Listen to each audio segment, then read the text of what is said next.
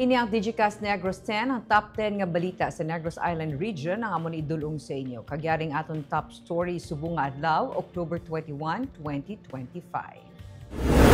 Mga cracks nga nakitaan sa Sipalay City, parayon nga nagadako kaag nagausmod. Duha patay, 3 pilason sa mabungkuan ang SUV nga ginadala sa isa ka minor de edad kag isa ka tricycle. Viral po sa mascara dancers nga wala ginpatulog sa barangay hall, ginpatag sang punong barangay. 16 ka mga drivers sa Negros Occidental kag Iloilo, ginban sang LTO nga makakuha sang driver's license. Kag sa good vibes, Sipalay Sunset Beach Market next weekend na. Inatanan sa Digicast Negros 10.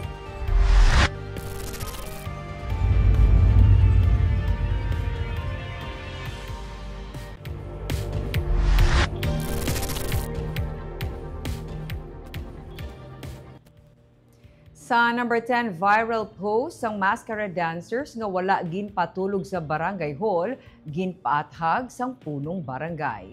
Nagreklamo sang isa ka miyembro sang mascara dancers sang barangay Handumanan matapos ginalegar nga wala gintugutan nga magpaligad sang gabi sa sulod sang area sang barangay hall. Base sa post, nagalangot ang ilang nga buot kay bilang isa sa mga dancers, sila ang naghatag kabuhi sa costume sang barangay.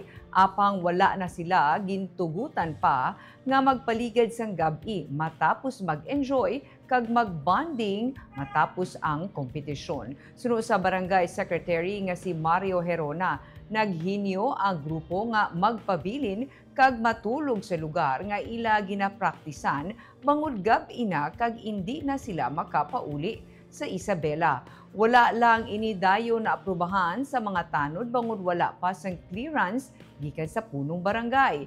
Apang sa ulihi ginpasugtan man sila pero nagdesisyon na ang grupo nga magbiya. Ginklaro ni Captain o Barangay Captain Maria Phoebe Legaspi nga may pila ka mga dancers nga upod ang ilang mga barkada o outsiders nga nagatiner sa barangay hall.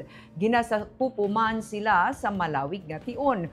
Wala lang gid kuno mag-intindihanay ang magtimba nga bahin gani nagapangayo siya sang pasaylo. Ako ko pa ngayon, di ko pasensya kung whatever nga ginbuyan o ano nga pagtatasing na santanod. Pero di ako hoping nga nagpalaulit man ka mo kagapon. Kaya hambal sang inyo nga nag-ahead sa inyo di nga designer, hambal man nga kap, mabanding-banding sila. Kasi siyempre may nakabaton sa last na payment, kat mabanding-banding kami, maamo kami na.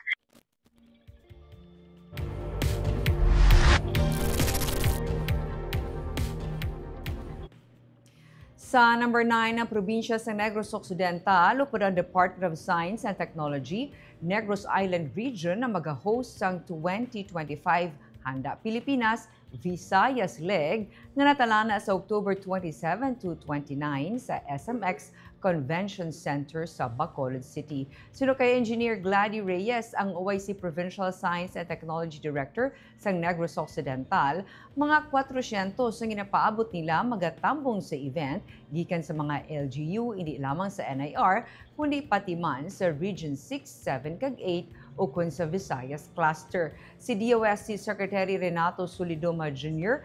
ang magaserbe nga keynote speaker sa opening sang amo nga conference. Sunod kay Engineer Rowan Helonga, ang OIC Regional Director sang DOST NIR, importante ang ini nga pagtililipon sa tuyo nila nga matibong sa bilog nga pungsod ang disaster resiliency gamit ang siyensya kag teknolohiya. Labing importante man ang disaster prevention kag mitigation. Ginapaabot magahatag man sang ilang nga mensahe ang Sunday Bacolod Mayor Greg Gasataya, Negros Occidental Governor Eugenio Jose Lacson, Negros Oriental Governor Manuel Chaco Sagarbaria, kag Siquijor Governor Jake Vincent Villa. Nalakip sa programa ang signing sa agreement sa tunga sang DOST kag sa Department of the Interior and Local Government ang official nga pag-handover sang Handa Pilipinas Guidebook, exhibit modules kag water compendium kasubong man ang launch sang Project Signal nga amo ang DOST project nga nagatuyo sa pagpaayo sa disaster preparedness sa mga komunidad. Ginapaabot ang mga exhibits sa plenary seminars kag interactive discussion sa state-of-the-art DRRM techniques. Both at the regional and national level in NDRMC is coming up with Handa Pilipinas to really build strong disaster resiliency awareness and capability among all people. No? And we would like, in particular sa part ng UST, we would like to have that kind of disaster resiliency that is anchored on the use of science, technology, and innovation. So gusto natin, when we address the problems that we encounter related to disaster resiliency, dapat technology-based ang solutions.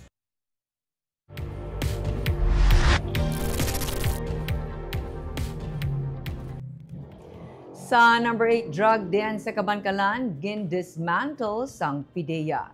Ginsulod sang agents ng Philippine Drug Enforcement Agency ang isa ka ginakabig drug den sa Purok 1, Barangay 7 sa Kabankalan City.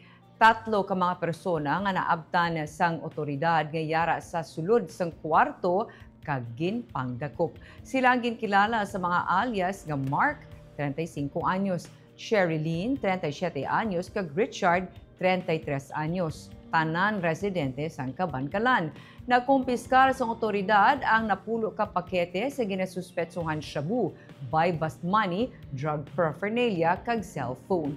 Ang mga ginaresto ang nagapangatubang sang kaso nga pagsupak sang Republic Act 9165 o kunang Comprehensive Dangerous Drugs Act of 2002.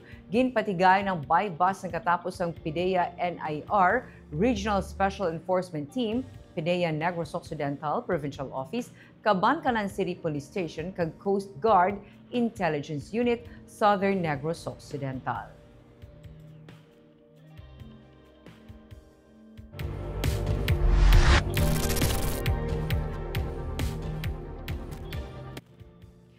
Sa number 7, 16 ka mga drivers sa Negros Occidental kag Iloilo ginban sang LTO nga makakuha sang driver's license.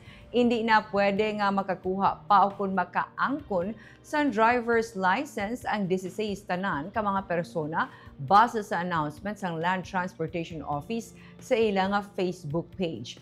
Base sa post, iniya nagalakip sa mga persona nga nag-viral sa social media parehos na lang sang lalaki nga nag-ala Superman samtang sakay sa motorsiklo sa Banwa sang Don Salvador Benedicto. May isa man ka babayi nga driver nga taga Bacolod nga nadakpan nagpa-renew sang peke nga driver's license. Suno kay Attorney Haudicio Heduspan II, ang Regional Director sang LTO Region 6, ang desisyon ang para man sa safety sang publiko kag para mapalabot ang mensahe sa publiko.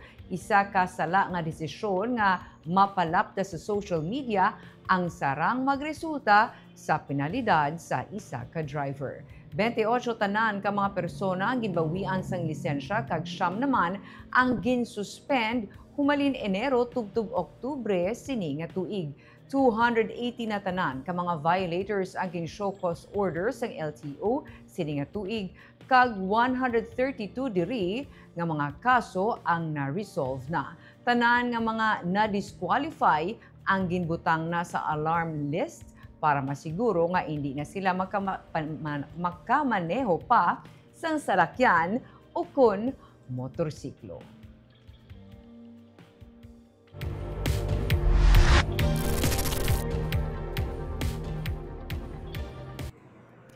Sa number 6, 4 katuig nga bata patay sa bungguanay sang motor kag tricycle.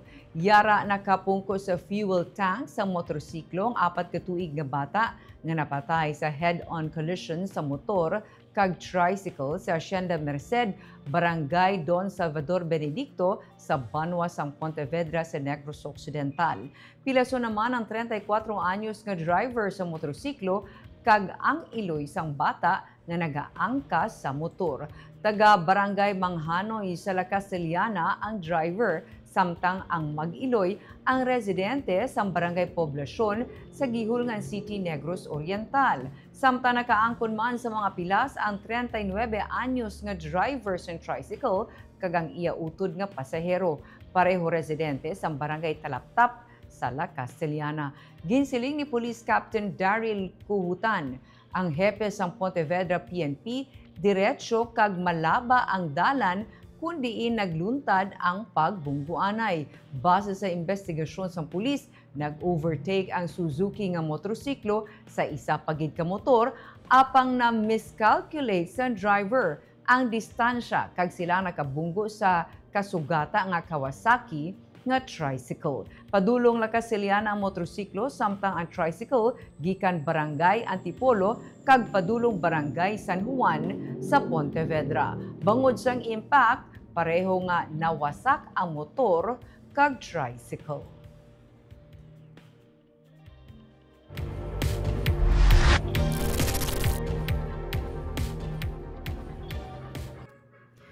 Sa number 5, duha patay, 3 pilason sa magbungguanay ang SUV nga ginadala sang menor de edad kag isa ka tricycle. Makita sa mga litrato nga nagtapik ang mga hipon nga karga sang tricycle sa Toyota Fortuner nga ginamaneho sa menor de edad matapos magbungguanay sa intersection sang B.S. Aquino kag Gatoslao Street sa Barangay 3 sa Bacolod City. Ang pagbungguanay nagresulta sa kamatayon sang duha ka mga persona kag pagkasamad sang 3 ka iban pa kainhas sang kaagahon. Dead on the spot ang duha ka mga pasahero sa tricycle nga ginkilala nga sanday Sherilyn Poha kag Redilia Gamgam.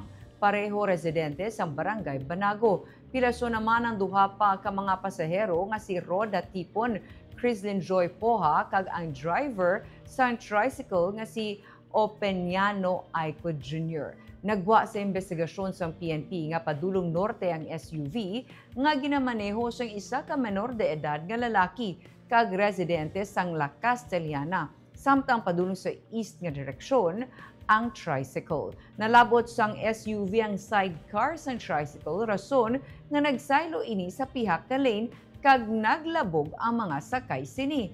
Ang 4 ka mga sakay sa tricycle ang mangompra kag magabaligya kuntani sa Libertad Market sang magluntad ang insidente. Gindala ang mga pilason sa ospital samtang yara sa kustodiya sang Bacolod Station 2 ang minor nga driver sang SUV.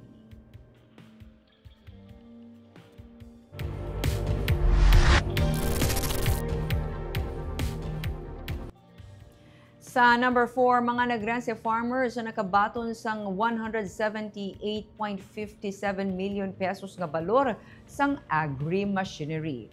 May 24 ka mga farmers, cooperatives, associations, kag local government units sa Negros Occidental ang nagbaton sang 178.57 million pesos nga balor sang farm machinery gikan sa Department of Agriculture, Philippine Center for Post-Harvest Development and Mechanization base sa impormasyon sang The City Bridge. Sa idalom sang Rice Competitiveness Enhancement Fund Mechanization Program sang DA, ang mga beneficiaries nagbaton sang 17 ka units sang 4-wheel drive nga mga traktora nga nagabalor sang 39.95 million pesos kag 15 ka units sang rice combine harvesters nga nagabalor sang 30 million pesos. Ang iban nga mga farm equipment nagalakip sang 4 ka units sang village type rice mills, 2 ka units sang precision seeders kag isa ka drying system. Ang turnover ang ginpatigayon sa Bago City Community Center nga gintambungan ni Mayor Mayet Havellana kag Negros Occidental Governor Eugenio Jose Lacson.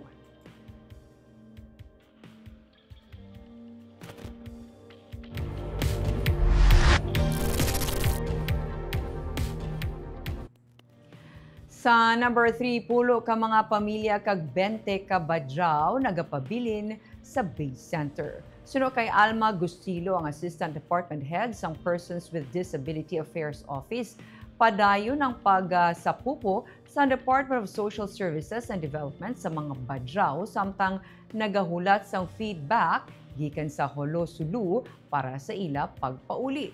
Dugang pa ni Gustilo, padayon man ang operation sang Anti-Mendicancy Task Force kag may on-the-spot kay inspection sa pila ka mga lugar sa syudad.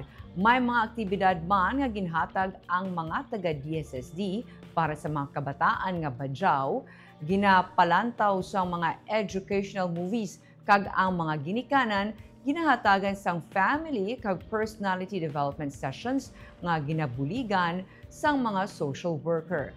Antes ang Mascara Festival, ginpangsikop ang mga badyaw kag ang mga nagapangayo-kayo sa dalanon.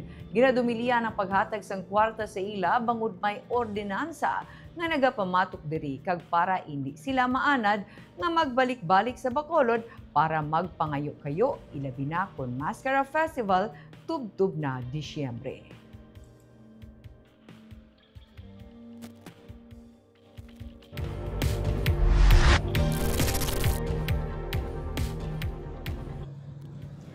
Sa number 2, temporaryo nga naguntat ang clearing operation sa Ibid Creek sa Banwas ang La Casillana, humalina sang Lunes, bangod sang ulan. Inisino kay Irene Bell Plotenia, ang pamuno sa Provincial Disaster Risk Reduction Management Office, Negros Occidental, nga nagsiling man nga sila nagapangita pagid sang area nga butangan sa volcanic materials nga ila dugang makuha gikan sa clearing operation. Patag niya, napuno na ang area sa Mount Canlaon Natural Park, lakip ng isa pagid ka area nga ilaman gintambakan sa nakuha nga mga volcanic materials. Gani maga-resume sila kung may mabutangan naman sila. Nagdalom naman gid balik ang Ibida Creek kag nagwa na gani ang mga bato. Ang Department of Public Works and Highways Negros Island Region sunod sa iya ang padayon nga naga-clear sa ibabaw nga bahin. Kag tungod nga nagaulan-ulan, nagakaanod balik ang mga nakuha na nga volcanic materials kung mapuno naman ang sa idalom nga bahin, mabalik naman sila sa clearing operation. 3,000 cubic meters sa 28,000 cubic meters sa volcanic materials ang ilang tigayon nakuha gikan sa Ibid Creek.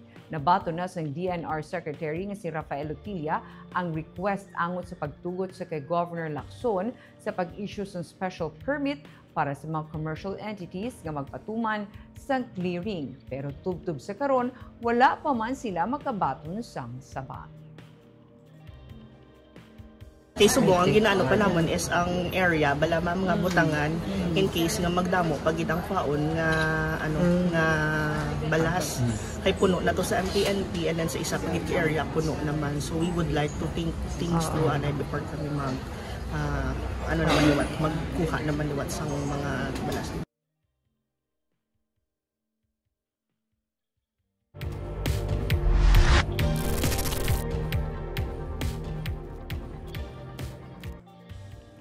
Kag sa number 1, mga cracks nga nakitaan sa Sipalay naggadako. Pag-usmod sang duta, nagapadayon. Mas naglapad ang damlag pa mga crack nga nakitaan sa bahin sang bukid sakop sang Camp Valdez sa Mambaroto sa Sipalay City, kag mas nagdalom ang pagkausmod sang duta. Inisino kay Junilo Bogtae, ang Disaster Risk Reduction Management Coordinator sa Sipalay City. Base sa geohazard assessment nga ginpatigayon sa October 18, pila sa ginkumpirma sa Mines and Geosciences Bureau NIR ang mga mayara sa multiple horizontal cracks sa foot slope. Ang mga crack yara sa 4 to 10 inches.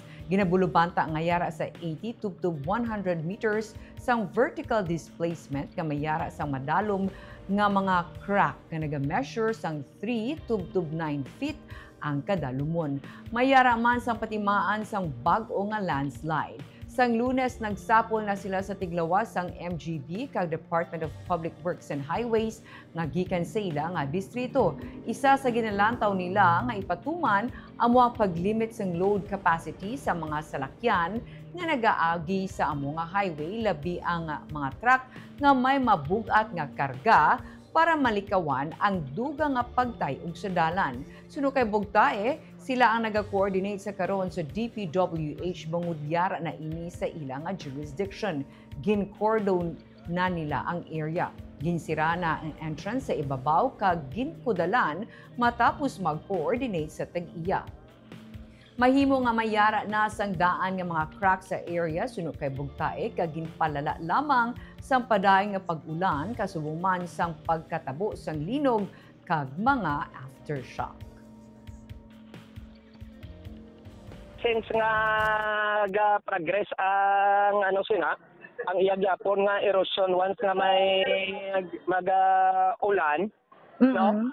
So ang isa to namon nga sa DPWH nga anay ang mga talakyan nga nag-agida siya ang nga load capacity bala ma'am. Oo. Oo, kay nagligad kami dito nga bisan magagi ang mga heavy equipment duga tay og landalan. So ginreroute niyo?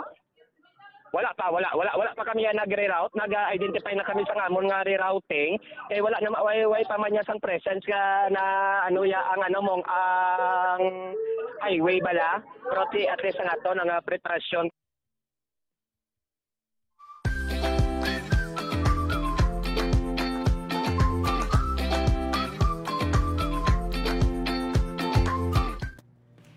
Kag sa Good Vibes, sumugod Oktubre 31, antes ang Tigkalalag, suguran ang Sunset Beach Market sa Poblacion Beach, sang Sipalay. Ma-enjoy mo na ang matahom nga baybayon sang Sipalay. Ma-experience mo pa ang sunset. Matilawan kag mabakal mo pa ang nanari-sari nga mga produkto halin sa pagkaon pagkato sa mga crafts kag souvenir items. May pa-live band pa kun gabi. Timing ini sa mga magapinauli ilabi na sa sur nga bahin sang Negros Occidental. Magapadayon ini sa sulod sang 3 ka adlaw, Biyernes, Sabado kag Domingo. Pang-banding sang pamilya o kun barkada matapos magbisita sa mga minetay. Pinaagi sini mabuligan pa ang mga local producers kag mga negosyante sa Sipalay City. Sa announcement sang Tourism Office ng Sipalay, ilagin siling nga bukas pa sila sa pagbaton sang exhibitors o kung sa mga negosyante nga luyag maka-display man sang ilang mga produkto sa baybayon sang Sipalay. Ini kaduha na nga Sunset Beach Market sa Poblacion Beach sang Sipalay City.